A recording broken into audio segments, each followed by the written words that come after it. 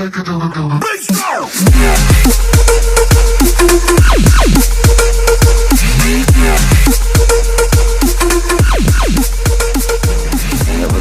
guys? We're at this barber cut light right here.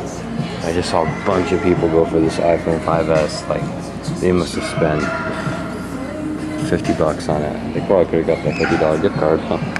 But I don't know, so hopefully I can get it because the payout rate may be due because they spent so much. And there's fishing line on it. And I talked to him and he said he put that on there, but he didn't make it as rigged because it's really hard to hit the fishing line or something like that. So, yeah, we'll see. Try $1.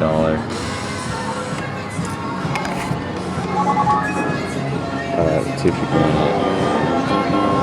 Ooh, I think I missed it. Yep, missed it.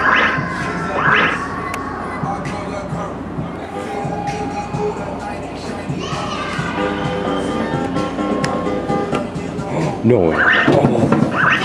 Oh my gosh. No way.